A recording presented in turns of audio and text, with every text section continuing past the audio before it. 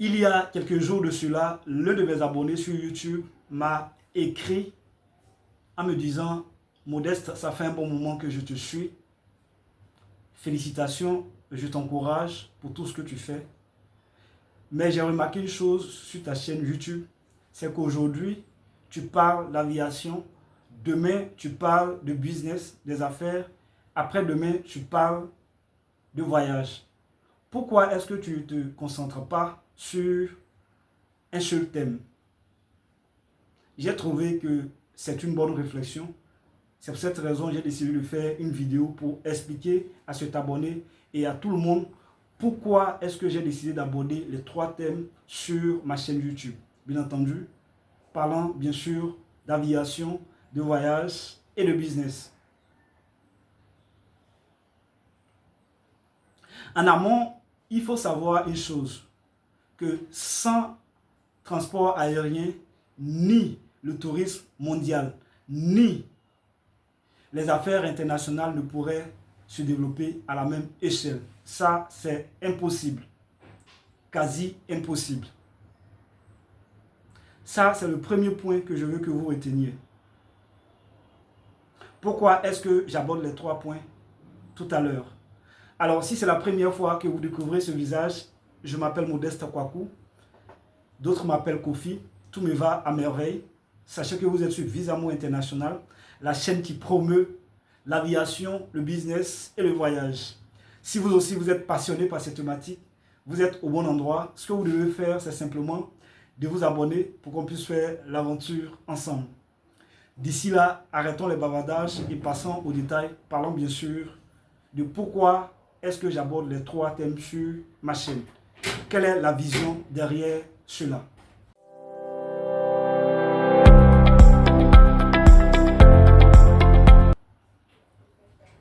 Pour moi, il faut savoir que les 3 domaines sont interconnectés.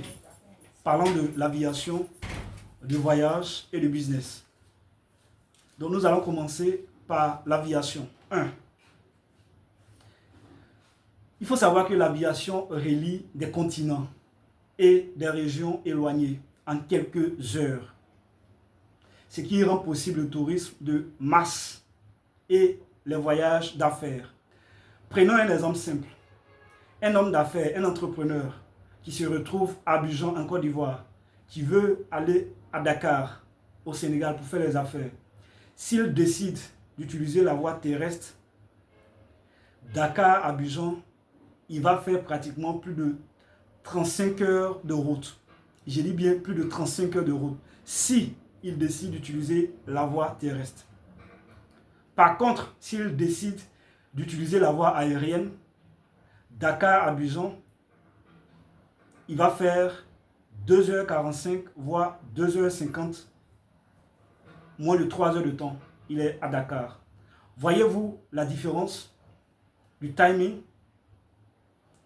Imaginez-vous quelqu'un qui va pour signer un contrat, un gros contrat, qui passe, je vais dire, pratiquement 35 heures sur la route. Quand il va arriver, il est épuisé, fatigué.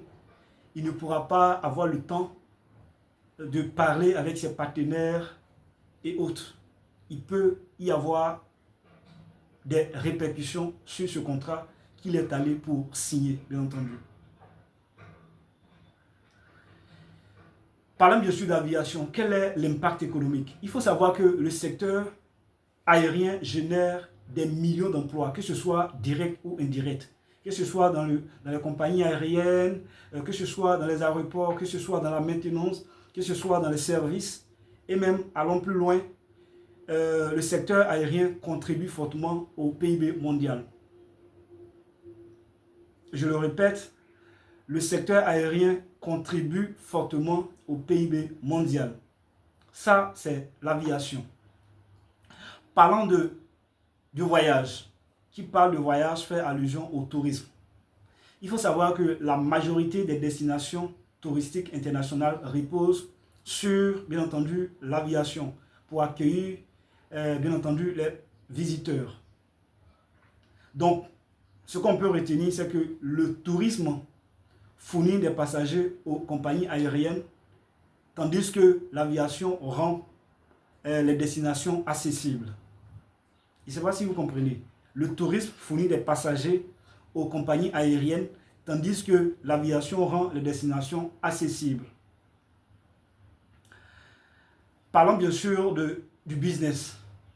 Il faut savoir qu'aujourd'hui, les entreprises utilisent l'aviation pour rencontrer des partenaires, négocier des gros contrats et développer même des marchés internationaux. L'aviation facilite le transport rapide de biens à haute valeur ajoutée, que ce soit dans le domaine de la technologie, pharmaceutique ou même de la finance. Quelles sont les nouvelles opportunités liées à tout ça?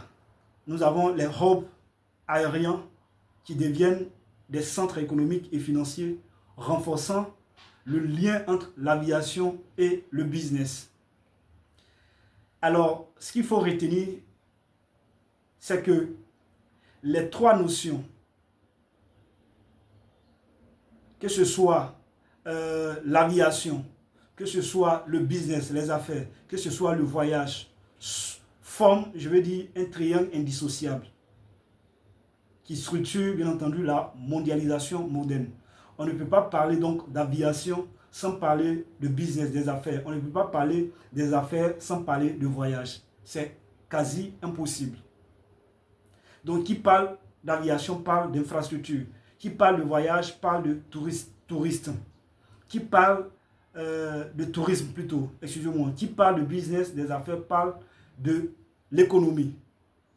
J'espère que vous avez retenu quelque chose. Si vous avez des questions, il ne faut surtout pas hésiter. J'ai hâte de vous lire. D'ici là, portez-vous bien et on se donne rendez-vous au sommet.